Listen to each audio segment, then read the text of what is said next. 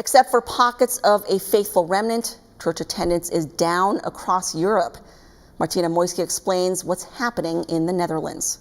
1 year and counting into the lockdown caused by the CCP virus, the church in the Netherlands is teetering on the edge. Interviews with 21 priests across the Netherlands by Catholic Newsblad point to a concerning decline in the number of churchgoers and sacramental services. Hugo Boss, one of the leaders of Civitas Christiana in the Netherlands, a group devoted to family, faith, and property, compared church-going to training in sports. I've learned from sport psychology, because you've done for more than 6 weeks. It becomes a habit. People for not 6 weeks, but 6 months have not been attending a mass. So, and then if you are Sunday, you are in your bed, sleeping relaxedly, and you think, well, this is pleasant.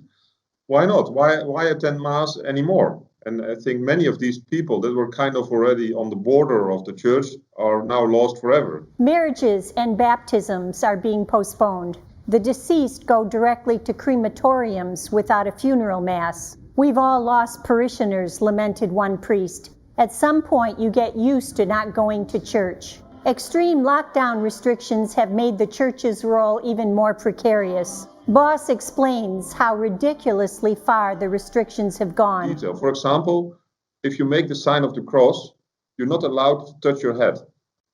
You can make the sign of the cross, but without touching your body. Even before the pandemic, the church was on a downward spiral, with churches remade into studio apartments and some even transformed into skateboard parks.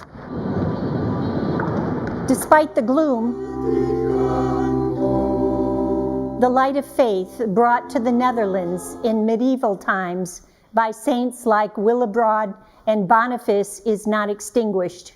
Boss sees hope with young people coming into the church. I don't like the word faithful remnant because it should be the faithful majority. He also finds great hope in the words of Our Lady at Fatima and, surprisingly, in the chastisement. The chastisement will lead to conversion. If the people are not shaken very hardly, they will not change their life. Our Lady told us in Fatima that the chastisement will come. And just as St. Boniface held high the Holy Scriptures as spiritual protection while he was martyred by pagans in the 8th century, so too do the faithful, like Hugo Boss and Civitas Christiana, hold up the faith during these trying times.